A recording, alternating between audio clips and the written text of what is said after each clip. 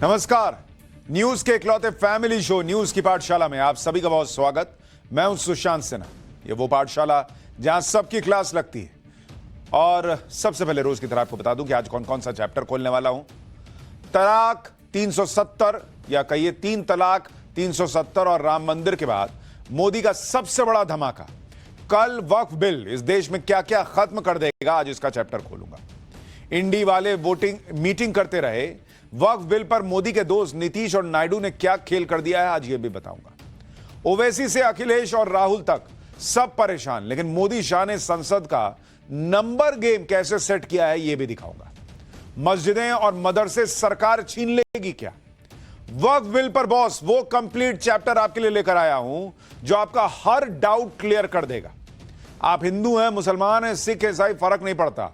आपने ये चैप्टर देख लिया तो आपको वक्फ बिल क्यों आ रहा है, क्या हो रहा है, नहीं हो रहा है, वक्फ से जुड़ी हर चीज समझ में आएगी। तो ये चैप्टर मिस मत कीजिएगा। वक्फ बिल में पीएम मोदी वो ले आए कि गरीब मुसलमान समझ गया तो पूरा गेम पलट जाएगा। न मस्जिदों की चिंता, न मदरसों की। वक्फ बिल के विरोध की असल वजह क्या है वो फुल एक्सपोज करने वाला चैप्टर भी खोलूंगा। मरे हुए को जिंदा करने का दावा करने वाला पादरी बजिंदर आज कोर्ट के सामने क्यों गिड़गिड़ाता रह गया। मेरा यीशु यीशु और पब्लिक के बीच हालेलुया करके पादरी का ढोंग करने वाला कैसे रेपिस्ट निकला यह भी दिखाऊंगा। और आपकी फोटो से आपके बैंक अकाउंट तक पहुंचने वाली निंजा तकनीक आ गई है क्या?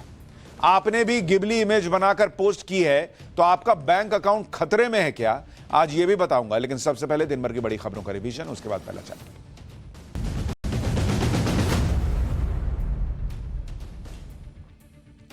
महादेव बेटिंग ऐप केस में छत्तीसगढ़ के पूर्व मुख्यमंत्री भूपेश बघेल की मुश्किलें बढ़ गई हैं। सीबीआई ने इस केस में भूपेश बघेल को आरोपी बनाया है। अब सीबीआई उनसे पूछताछ कर सकती है। पिछले हफ्ते ही सीबीआई ने देश भर में भूपेश बघेल समेत इस केस के दूसरे आरोपियों की 60 लोकेशंस पर रेड मारी थी। एफआईआर में आरोप है कि महादेव बेटिंग ऐप के प्रमोटर्स ऐप से होने वाली कमाई का कुछ हिस्सा छत्तीसगढ़ के पुलिस अधिकारियों और नेताओं को बतौर प्रोटेक्शन मनी देते थे, जिनमें पूर्व सीएम भूपेश बघेल का भी नाम है, यह आरोप लगा है। यूपी में बुलडोजर एक्शन को लेकर आज सुप्रीम कोर्ट ने प्रयागराज डेवलपमेंट अथॉरिटी को फटकार लगाई है। दरअसल 2021 में प्रयागराज प्रशासन ने गैंगस्टर अतीक की प्रॉपर्टी समझकर 5 लोगों के मकान गिरा दिए थे। इस पर आज सुप्रीम कोर्ट ने प्रयागराज विकास प्राधिकरण को 5 पीड़ितों को 10-10 लाख रुपए का हर्जाना देने का आदेश दिया है। कोर्ट ने अपने फैसले में यह भी कहा है कि घर गिराने की मनमानी प्रक्रिया लोगों के अधिकारों का हनन है। बीजेपी को जल्दी ही नया राष्ट्रीय अध्यक्ष मिल सकता है। 4 अप्रैल को संसद सत्र खत्म होते ही बीजेपी संगठन चुनाव की तैयारी शुरू करेगी।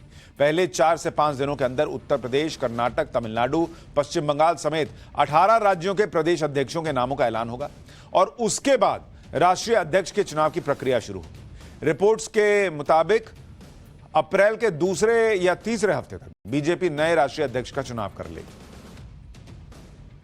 मुंबई में हुए सीरियल बॉम्ब ब्लास्ट के केस में टाडा कोर्ट ने 32 साल बाद बड़ा फैसला सुनाया। कोर्ट ने धमाकों के मास्टरमाइंड टाइगर मेमन और उसके परिवार की 14 प्रॉपर्टीज को केंद्र सरकार को सौंपने का आदेश दिया। इनमें कई फ्लैट, खाली प्लॉट, ऑफिस और दुकानें शामिल हैं। 12 मार्च 1993 को मुंबई में 13 जगह सीरियल ब्लास्ट हुए थे, जिनमें 257 लोगों की जान गई थी और 700 से ज्यादा लोग घायल हो गए थे। गुजरात के बनासकांठा में एक पटाखे के गोदाम में आग लगने के बाद धमाका हो गया। पूरा गोदाम धराशायी हो गया और मलबे के नीचे दबकर 20 लोगों की जान चली गई। आशंका है कि गोदाम में बॉयलर फटने की वजह से धमाका हुआ और धमाके के बाद चीख पुकार मच गई। जब तक फायर ब्रिगेड की गाड़ी पहुंची, पूरा गोदाम आग की चपेट में आ चुका था। तो यह हो गया दिन भर का रिवीजन और पाठशाला की पहली क्लास। 3 तलाक 370 और राम मंदिर के बाद मोदी का सबसे बड़ा धमाका। कल वक्फ बिल क्या क्या खत्म कर देगा, आज इसका चैप्टर खोल रहा हूं। इंडी वाले मीटिंग करते रहे, वक्फ बिल पर मोदी के दोस्त नीतीश नायडू ने क्या खेल किया। ओवैसी से अखिलेश राहुल तक सब परेशान, लेकिन मोदी शाह ने संसद का नंबर गेम सेट कर दिया है क्या? मस्जिदें मदरसे सरकार छीन लेगी क्या? वक्फ बिल पर वो कंप्लीट चैप्टर जो आपका हर डाउट क्लियर कर देगा। और कौन सी सबसे बड़ी वजह है जिसके वजह से कुछ लोग वक्फ बिल का विरोध कर रहे हैं, वो फुल एक्सपोज करने वाला चैप्टर सबसे पहले।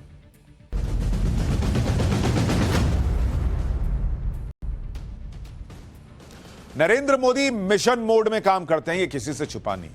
जो करना है सो करना है, इस मोड में चलते हैं। ये तो देश 10 साल से देख ही चुका है। लोग कहते रहे कि 370 हटाया तो भारत का झंडा उठाने वाला कोई नहीं मिलेगा कश्मीर में। बॉस 370 निपट भी गया और वहां तिरंगा लहरा भी रहा है। 3 तलाक निपटा दिया तो कोई ताकत उसे वापस नहीं ला सकी, यह भी लोगों ने देखा। भव्य राम मंदिर बन भी गया और सनातनियों की ताकत का एहसास भी करा गया। और मोदी की लिस्ट में वक्फ बिल अब अगला नंबर है। आज की बड़ी खबर यह है कि काली पट्टी और मुसलमानों का मजमा लगाकर किया गया विरोध काम नहीं आया बॉस। कल वक्फ बिल आ रहा है और वक्फ संशोधन बिल का काउंटडाउन शुरू हो चुका है। ओवैसी ने, कांग्रेस ने, अखिलेश यादव ने, all India Muslim personal law board ने, भाई इन लोगों ने क्या क्या नहीं किया, लेकिन कोई फायदा नहीं हुआ, क्योंकि 2 अप्रैल यानी कल दोपहर 12 बजे वक्फ संशोधन बिल को लोकसभा में मोदी सरकार पेश करने जा रही है। वक्फ संशोधन बिल पर लोकसभा में 8 घंटे की चर्चा होगी और चर्चा के बाद वक्फ संशोधन बिल को राज्यसभा में भेजा जाएगा। इसी सत्र में वक्फ संशोधन बिल को पास कराने की कोशिश है, ऐसा कहा जा रहा है। यानी यह साफ हो गया है कि वक्फ संशोधन बिल अब कानून बनने के रास्ते पर आगे बढ़ रहा है और इसी से पूरा विपक्ष हताश है। मुसलमानों के नाम पर पॉलिटिक्स करने वालों के मंसूबे फेल होते दिख रहे हैं, इसलिए अब अलग लेवल की धमकियां शुरू हो गई हैं। वक्फ बिल पर संभावित हार को देखकर अलग अलग तरह से लोगों को डराया जा रहा है। जैसे all India Muslim personal law board कह रहा है कि आज मुसलमानों के खिलाफ बिल लाए हैं, कल हिंदुओं और ईसाइयों के खिलाफ बिल लाया जाएगा। भाई तुम चिंता ना करो, हिंदुओं और ईसाइयों की तुम चिंता ना करो, वो देख लेंगे जब उनका बिल आएगा। ओवैसी कह रहे हैं कि बिहार में मुसलमान इसका जवाब देगा, तो दीजिए ना भाई, चुनाव लड़िए, फिर खत्म कीजिए मामला, सड़क पर क्यों उतार रहे हैं मुसलमान को। कांग्रेस कह रही है कि इतना दबाओगे तो मुसलमान कट्टरता की तरफ बढ़ जाएगा। मतलब अगर मुसलमान कुछ करे, पत्थर चले, कहीं कुछ हंगामा हो, तो कांग्रेस डिफेंड करने पहले ही आ गई है कि इतना दबा रहे हो इसलिए मुसलमान कट्टर हो जाएगा। ये तो अलग लेवल पे जाते हैं भाई। अब इसे बौखलाहट नहीं कहेंगे तो क्या कहेंगे?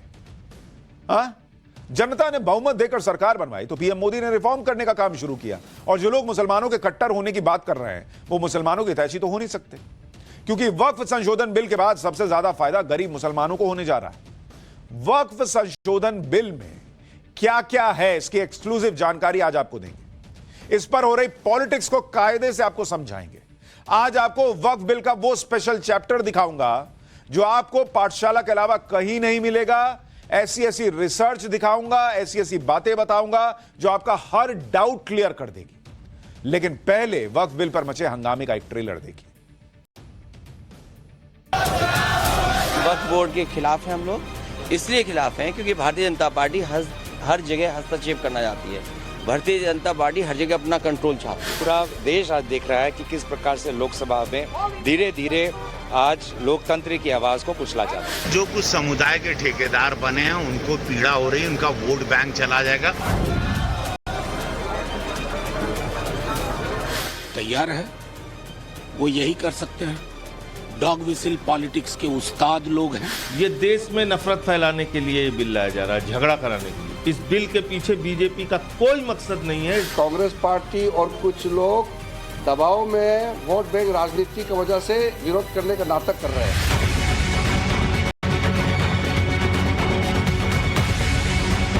ये वक्फ बिल अनकॉन्स्टिट्यूशनल है। ये एक प्रोजेक्ट है जिससे मुसलमानों को उनके रिलीजन से दूर करना, रिलीजियस प्रॉपर्टीज को छीन लेना।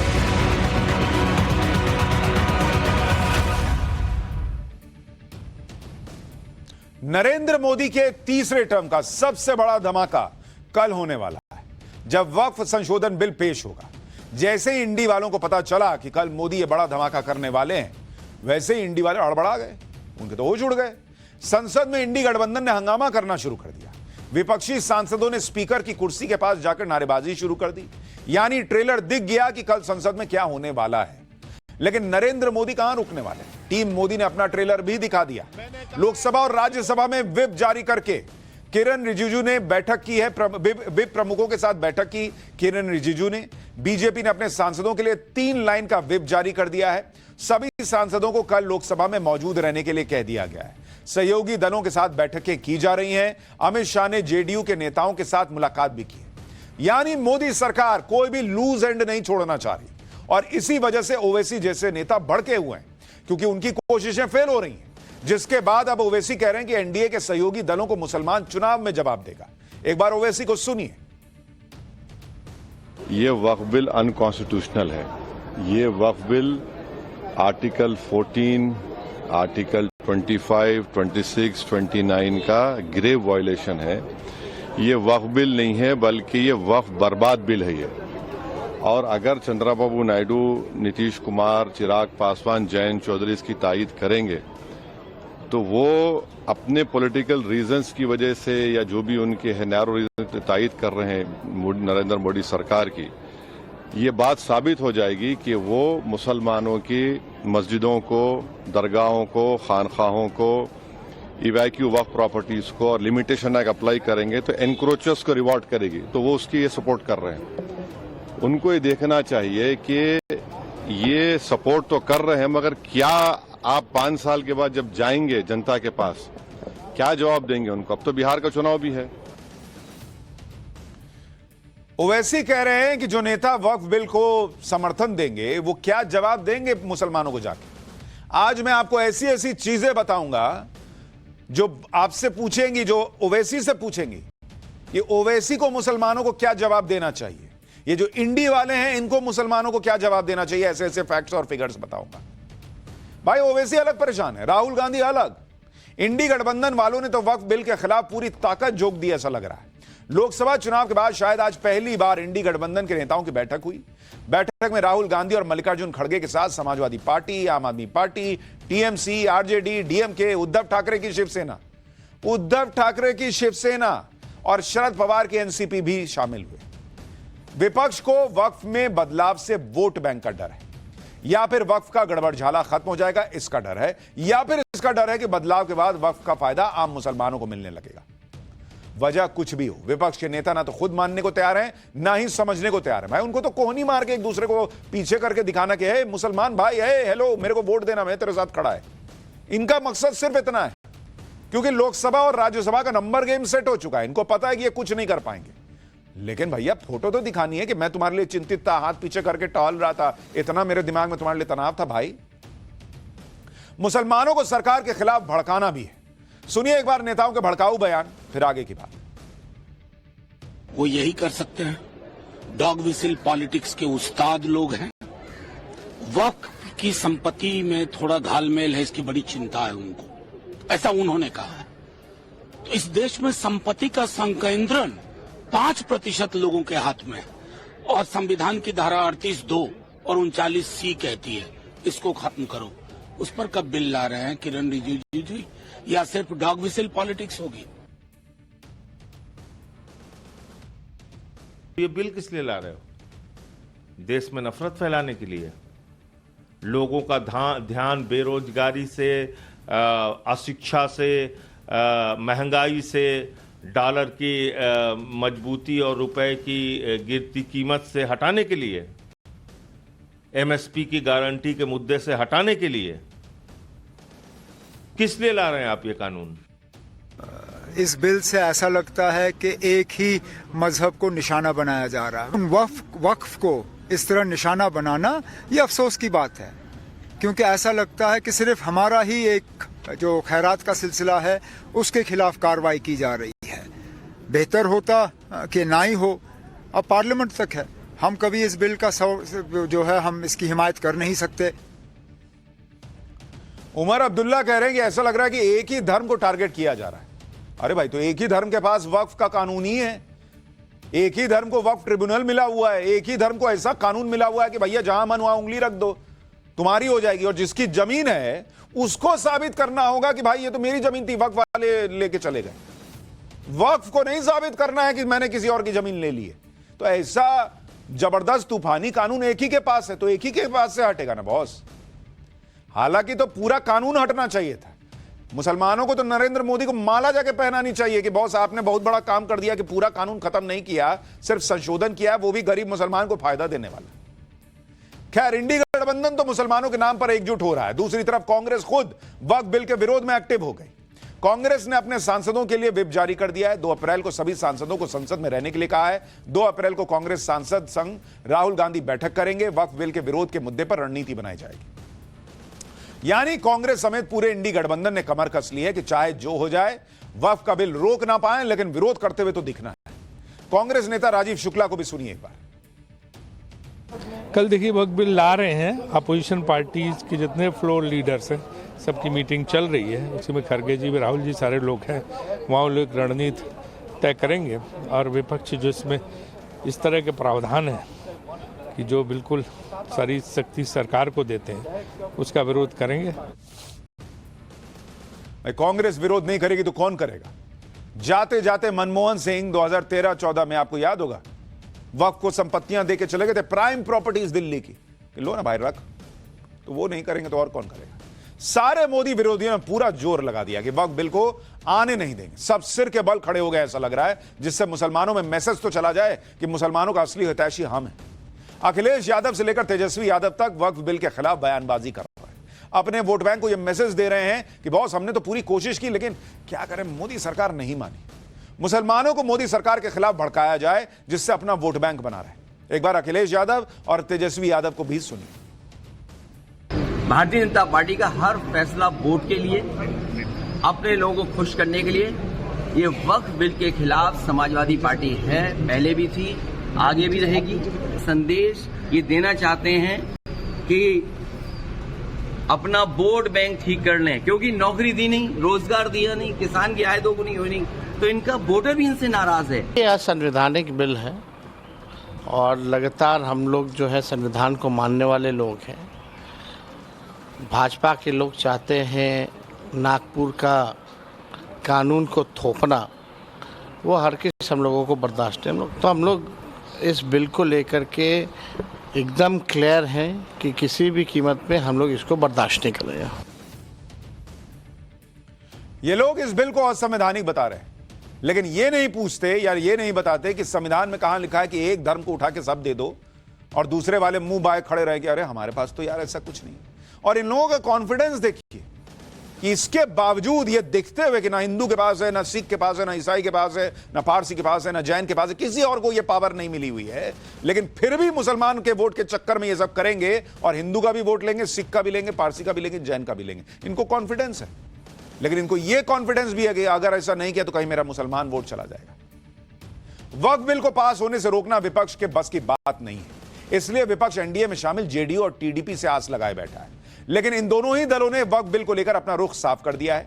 टीडीपी ने कह दिया है कि वक्फ बिल मुसलमानों के हित में है, इसलिए वो इसका समर्थन करेगी। जेडीयू ने अपने सभी सांसदों को संसद में मौजूद रहने का व्हिप जारी कर दिया है, यानी वो भी वक्फ बिल का समर्थन करेगी, ऐसा दिख रहा है। नीतीश कुमार की पार्टी ने तो अपने सांसदों के लिए व्हिप जारी किया, कल सभी सांसदों को मौजूद रहना होगा। जेडीयू नेता संजय झा ने वक्फ बिल के समर्थन पर क्या कहा, एक बार वो भी सुनिए। उसमें ये जरूर हम लोग के तरफ से है कि भाई रिट्रोस्पेक्टिव नहीं हो, अगर पास्ट में कोई बात है तो उसको उस पर कोई आंच नहीं आए, ये हम लोगों ने जरूर, हमारी पार्टी ने कहा था। मुझे लगता है जरूर जो कमेटी है, सरकार है, इसको ध्यान में रखेगी। लगभग 9 लाख एकड़ वक्फ बोर्ड की जमीन, जिसपे बहुत से लोगों ने इलीगल कब्जा भी बना रखा है, अगर संशोधन बिल द्वारा ये जमीनों पे कब्जा वापस लेके मुसलमानों के हित में अगर संशोधन बिल आता है तो निसंदेह हमारी पार्टी उसका समर्थन भी करेगी। 42 सांसद हैं, लोकसभा में बिल पास करने के लिए 272 सांसदों का समर्थन चाहिए होगा। बीजेपी के पास अपने 240 ऑलरेडी है, अगर सहयोगी दलों को भी मिला दिया जाए तो एनडीए के पास 293 सांसद का आंकड़ा मौजूद है। इसमें जेडीयू के 12 और टीडीपी के 16 सांसद शामिल हैं। यानी अगर जेडीयू और टीडीपी में से कोई एक लास्ट मिनट में पलट भी गया तब भी यह बिल पास हो जाएगा, तब भी पास हो जाएगा। उधर विपक्ष की बात करें तो कांग्रेस के 99 सदस्य हैं लोकसभा में, और इंडी गठबंधन में शामिल सभी दलों को अगर मिला भी लीजिएगा तो उनका आंकड़ा 233 तक पहुंचता है। यानी लोकसभा में वक्फ बिल को पास कराने में सरकार को कोई दिक्कत नहीं आएगी। संसद में कल जब वक्फ बिल पेश किया जाएगा तो इस पर चर्चा भी होगी। बीजेपी कॉन्फिडेंट है, इसलिए बीजेपी ने वक्फ बिल पर चर्चा करने वाले अपने नेताओं की लिस्ट जारी कर दी। बीजेपी की तरफ से कौन कौन नेता बोलेगा आपको बता देता हूं। एक तो इसमें जगदंबिका पाल का नाम है, जो कि ज्वाइंट पार्लियामेंट्री कमेटी जो बनी थी जेपीसी, उसके अध्यक्ष थे। निशिकांत दुबे, अनुराग ठाकुर, रविशंकर प्रसाद, अभिजीत गंगोपाध्याय, ब्रिजलाल और भागवत कराड़ इसमें शामिल हैं। मेधा कुलकर्णी जो है वो राज्यसभा में बोलेंगी, कमलजीत सहरावत लोकसभा में। तो ये कुछ लोगों के नाम हैं। कुल मिलाकर वक्फ बिल को रोकना अब विपक्ष के बस की बात नहीं है। यह बात जानते हुए भी विपक्ष जो है ये सब नाटक ढोंग कर रहा है कि बॉस कम से कम मुसलमान को यह लगे कि भाई तुम्हारे साथ हम खड़े थे। अब तो वक्फ बिल को लेकर मौलाना भी आपस में भिड़ रहे हैं।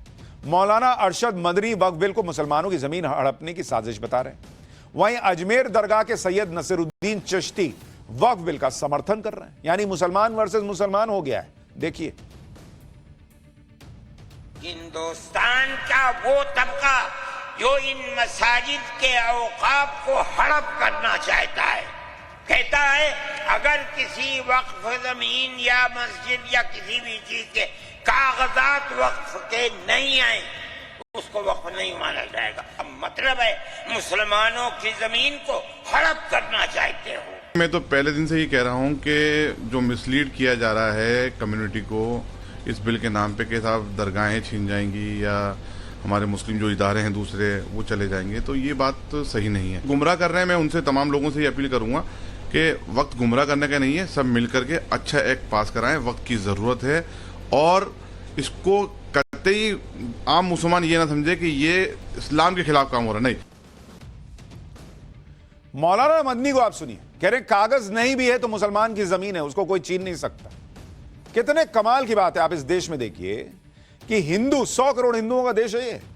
यहां मस्जिद की दीवार में मंदिर की आकृति दिख रही है, मंदिर साफ साफ दिख रहा है, फिर भी हिंदू को कोर्ट में जाके साबित करना है बॉस कि नहीं ये तो मंदिर था, इसको तोड़ के बनाया है। नहीं, एक काम करते हैं, एसआई से सर्वे करा लो, एक काम करो ये कागज देख लो, एक बार देखो इसमें गजट में क्या लिखा हुआ है, फलाना इतिहासकार क्या बोल, मतलब वो 10 कागज दिखाएगा तब भी मंदिर मिलेगा या नहीं इसका कोई गारंटी नहीं है। लेकिन मौलाना मदनी जैसे लोग कह रहे हैं कि मुसलमान के पास कागज हो ना हो, उसने कर दिया वक्फ तो हो गई जमीन उसकी, अब क्या, खत्म मामला। गजब चल रहा है बॉस। ये सेक्युलरिज्म है इस देश में, ये लेवल प्लेइंग फील्ड है, ये बराबरी है। अब आप खुद सोचिए, अजमेर दरगाह के चिश्ती खुद कह रहे हैं कि वक्फ बिल आना चाहिए क्योंकि वक्फ बोर्ड की मनमानी पर लगाम लगनी चाहिए। ये इस्लाम के स्कॉलर हैं, इस्लाम धर्म के स्कॉलर हैं, मुसलमानों में उनकी अच्छी खासी हैसियत है, देश का मुसलमान उनके कहे को सुनता है, तो वो वक्फ बिल को लेकर गलतफहमियों को दूर करने की कोशिश कर रहे हैं। और जो लोग वक्फ के हिमायती हैं उन्हें यह अच्छा नहीं लग रहा। कांग्रेस और समाजवादी पार्टी ने तो मौलाना रजवी और सैयद चिश्ती को बीजेपी का एजेंट बता दिया। सुनिए जरा। कौन है वो? कौन है वो? सरकारी नौकर है, 2 करोड़ रुपए सरकार से लेता है सालाना।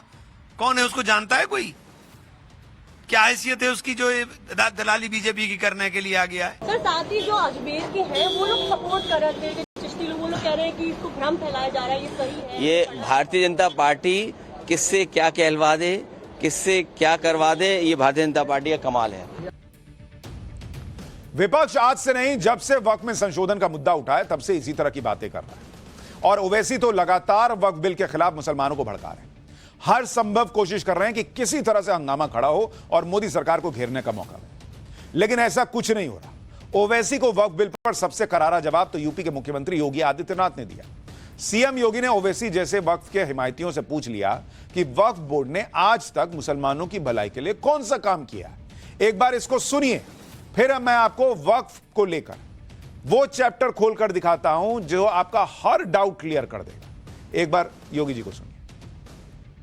हर अच्छे कार्य का विरोध होता है, ऐसे ही वक्फ संशोधन विधेयक पर भी ये हो हल्ला हो रहा है। जो हो हल्ला कर रहे हैं इनसे पूछना चाहता हूं कि इन्होंने कोई ऐसा काम वक्फ बोर्ड के माध्यम से किया हो जो वेलफेयर का हो। छोड़िए, सब समाज की बात छोड़िए, मुस्लिम समाज का ही कोई कल्याण किया हो उस प्रॉपर्टी का। ये व्यक्तिगत स्वार्थ का ये कट्टे बने हुए हैं।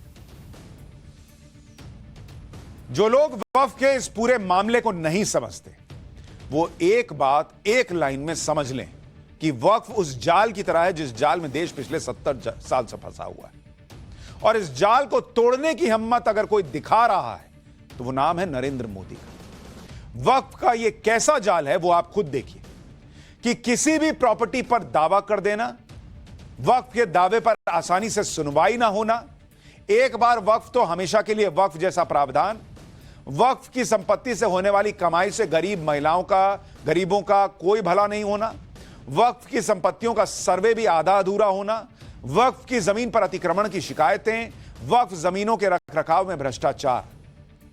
यानी वक्फ के पास असीमित अधिकार है, वो किसी भी जमीन पर अपना दावा कर सकता है, लेकिन उसकी जिम्मेदारी क्या है? ढीले भर की। किसी भी जमीन को वक्फ की जमीन बता सकता है, लेकिन नरेंद्र मोदी ने तय कर लिया है कि अब वक्फ के नाम पर मनमानी नहीं चलने देंगे। इसलिए नरेंद्र मोदी ने वक्फ बिल को बदल दिया, जिसकी वजह से पूरा इंडी गठबंधन हाथ पैर पटक रहा है। इंडी गठबंधन इसलिए सिर के बल खड़ा हो रहा है क्योंकि नए वक्फ बिल और पुराने वक्फ बिल में जमीन आसमान का अंतर है। नरेंद्र मोदी ने वक्फ बिल में क्या बदलाव किए हैं वो आपको बताता हूं। पहला बड़ा बदलाव यह है, डिक्लेयर कर देने भर से संपत्ति वक्फ हो जाया करती थी, जैसे कि वक्फ बाय यूजर, यानी किसी जमीन के आप मालिक नहीं हैं, कागज नहीं है आपके पास, फिर भी अगर धार्मिक कार्य के लिए आप इस्तेमाल करते हैं जमीन को, तो वो डिक्लेयर कर देने भर से वक्फ की प्रॉपर्टी हो जाती थी। आप सोच रहे हैं बॉस, कोई कागज नहीं, कुछ नहीं, वक्फ बाय यूजर, मतलब हम इसका धर्म के काम के लिए यूज कर रहे हैं तो ये हो गई वक्फ की प्रॉपर्टी हो गई, मैंने दे दिया अल्लाह को। लेकिन अब यह प्रावधान हटा दिया गया। वही व्यक्ति वक्फ कर सकता है जो सचमुच उस प्रॉपर्टी का कानूनी ओनर हो और जो कम से कम 5 साल से इस्लाम को मान रहा हो।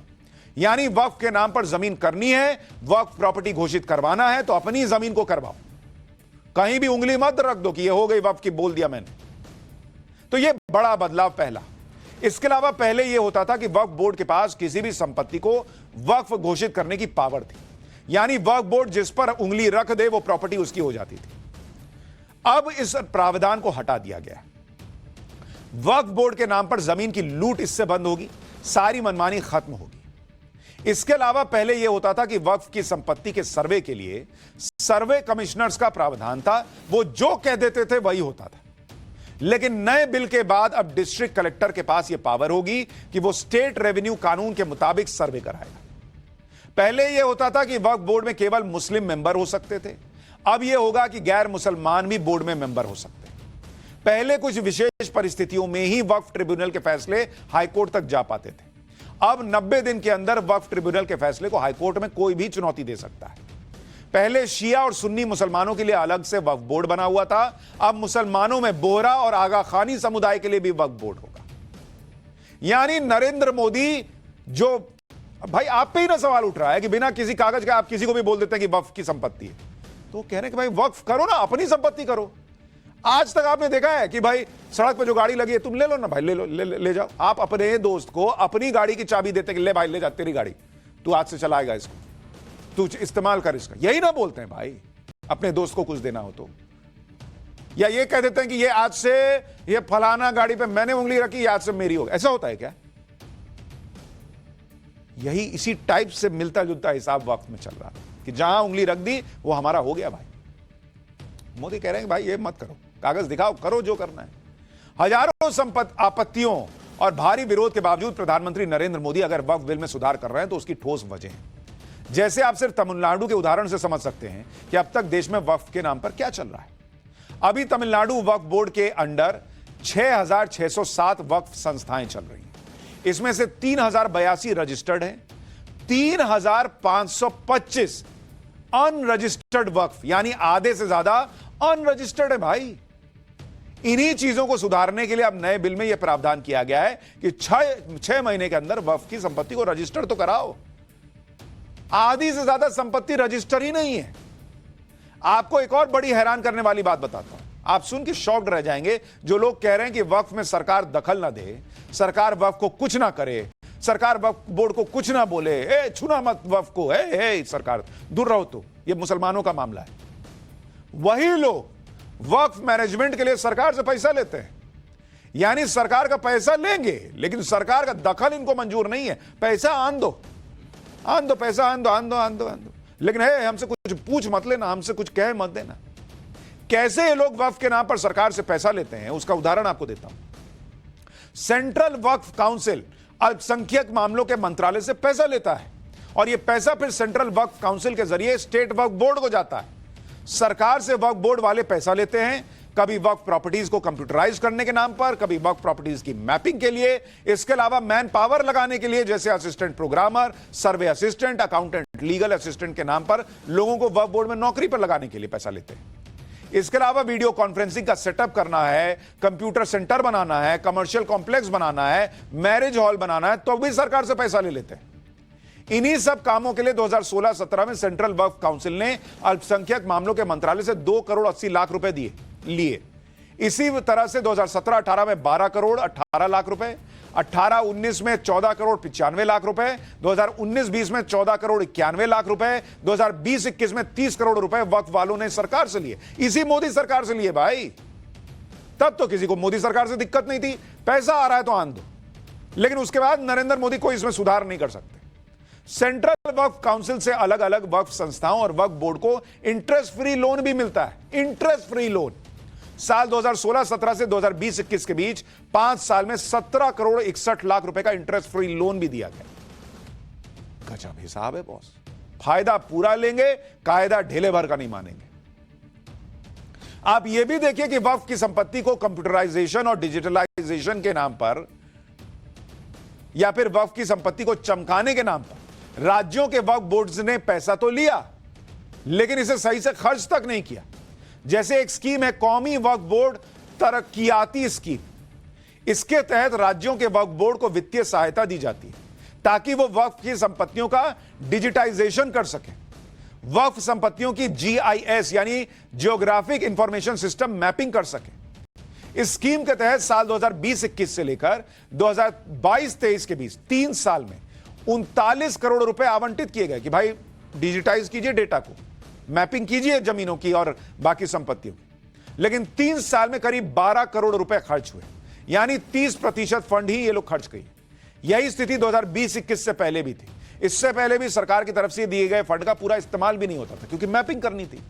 2021 में IIT दिल्ली की एक रिपोर्ट आई जिसके मुताबिक देश भर के 21 स्टेट बोर्ड वक्फ में से सिर्फ एक ने वक्फ संपत्तियों के GIS मैपिंग का काम पूरा किया था।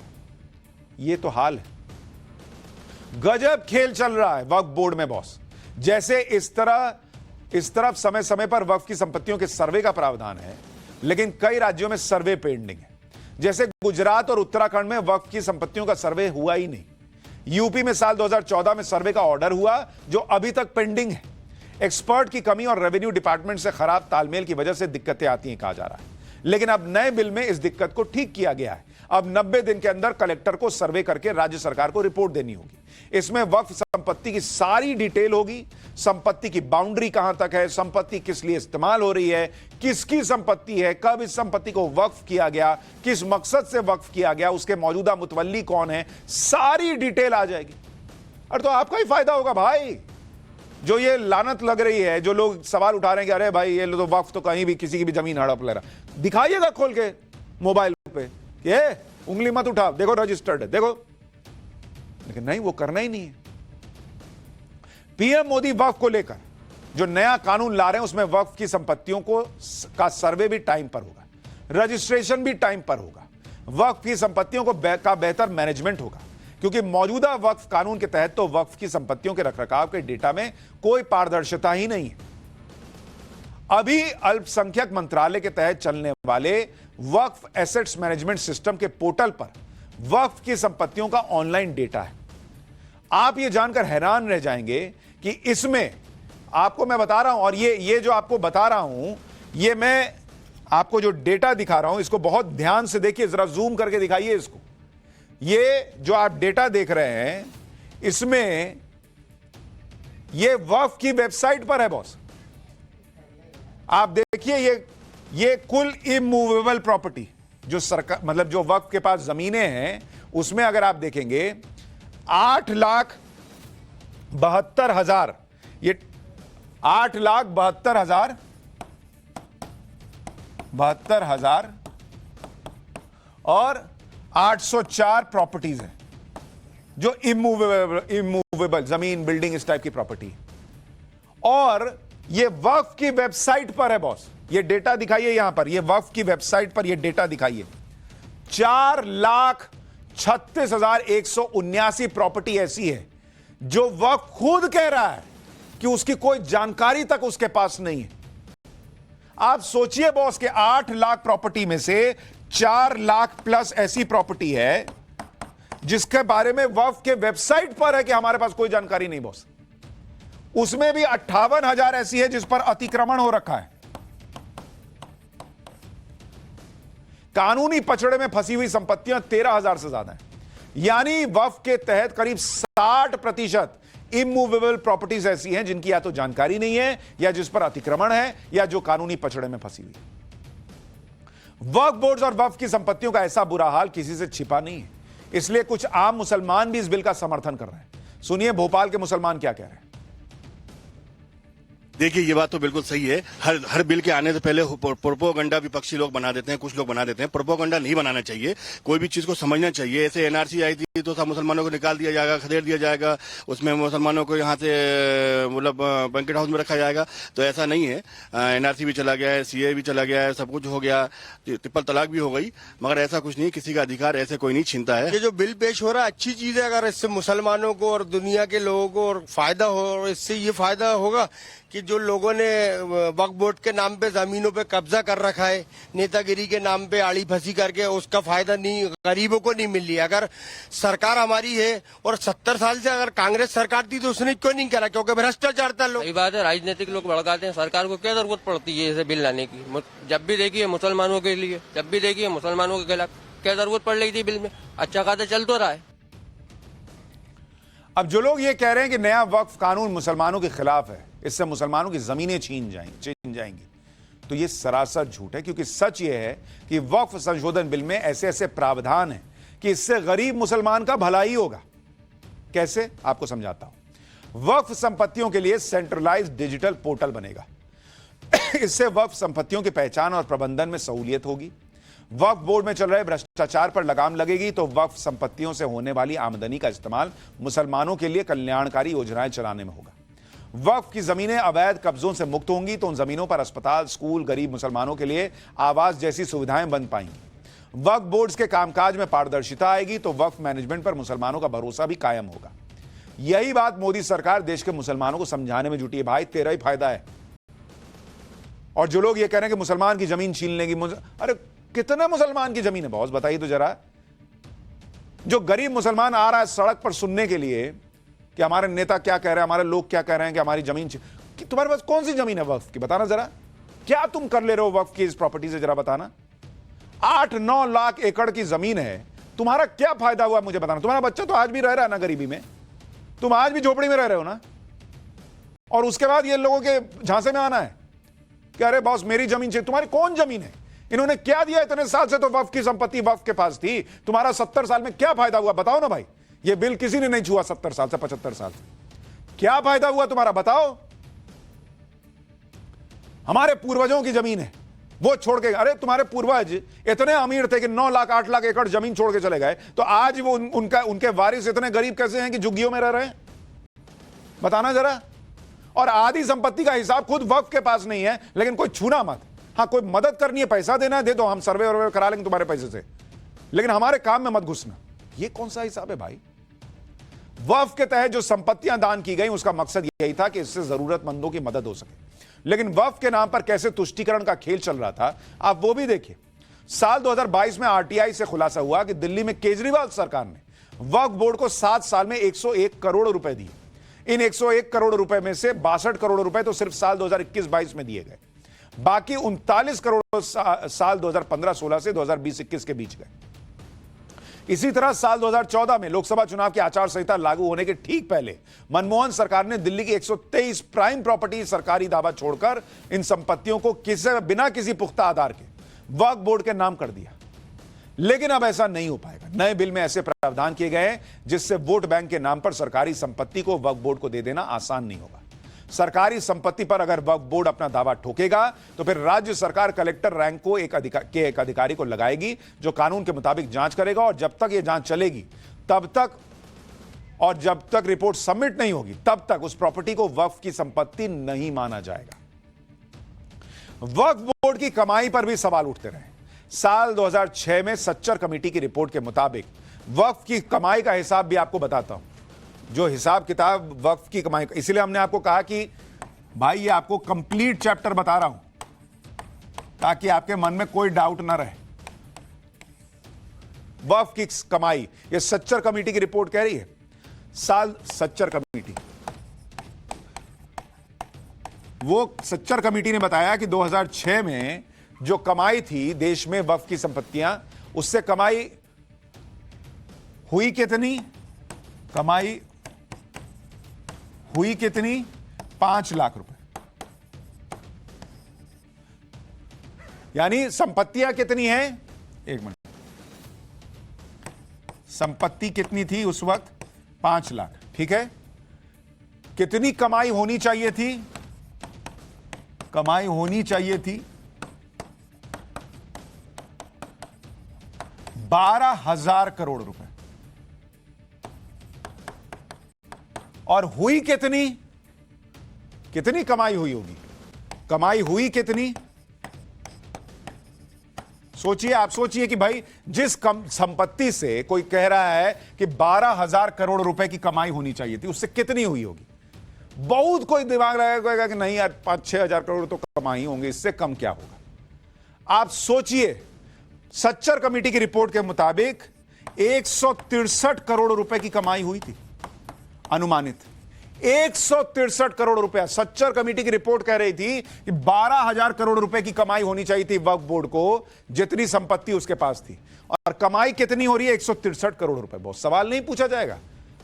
2 सवाल कि या तो आप गलत काम, आप ढंग से उससे पैसा नहीं कमा रहे हो, नहीं तो इतनी कमाई हो जाती, आधी तो हो जाती, और नहीं तो कमाई हो रही है तो फिर जा कहां रही है कि अगर 163 करोड़ रुपए संभावित दिख रही है। आज की डेट में अगर आप देखेंगे कि आज की डेट में क्या स्थिति है, टोटल संपत्ति 8 लाख प्लस है, 8,72,000 के करीब है। कमाई कितनी होनी चाहिए अनुमानित? 20,000 करोड़ की कमाई होनी चाहिए आज की डेट में वक्फ बोर्ड को, ये अनुमान है। और कमाई हो कितनी रही है? 200 करोड़ बॉस। आप देख रहे हैं कहां 20,000 करोड़ की कमाई होनी चाहिए, हो रही है 200 करोड़ की कमाई, और कह रहे हैं कोई नहीं घुसेगा, कोई नहीं छुएगा वक्फ बिल को, वक्फ बोर्ड को। बॉस ये क्या हो रहा है? और इसीलिए कहा जा रहा है कि गरीब मुसलमानों में अगर मान लो 20,000 करोड़ नहीं 10,000 करोड़ की भी कमाई होती, गरीब मुसलमानों का कितना भला हो गया होता। ये तो गरीब मुसलमान को सोचना चाहिए, पूछना चाहिए भाई। जो ओवैसी कह रहे थे कि टीडीपी से, जेडीयू से मुसलमान पूछेगा कि तुमने क्या किया वक्फ बिल, अरे भाई आपसे पूछेगा पहले ये पैसा कहां जा रहा है, क्यों नहीं हो रही है कमाई वक्फ बोर्ड की, क्यों नहीं गरीब का फायदा हो रहा है। लेकिन मामला चले जा रहा है। और सबसे बड़ी बात, इस बिल में जो ये लोग एक और बात से परेशान है, इस बिल में मोदी सरकार ने यह भी जोड़ दिया है कि जो वक्फ की कमाई हो रही है उसको आपको, जो गरीब महिलाएं हैं, जो बेवा हैं, जो डिवोर्सी हैं, जो अनाथ बच्चे हैं, उनके काम में लगाइए, उनके फायदे के लिए लगाइए, और वो भी सरकार के सुझाए हुए रास्तों के हिसाब से लगाइए। आग लगी हुई है कि बॉस अब हम सब ऐसे करेंगे क्या? लेकिन इस आग से नरेंद्र मोदी को फर्क नहीं पड़ता। वो कह रहे हैं कि भाई ये होगा तो होगा। पाठशाला में अब अगली क्लास।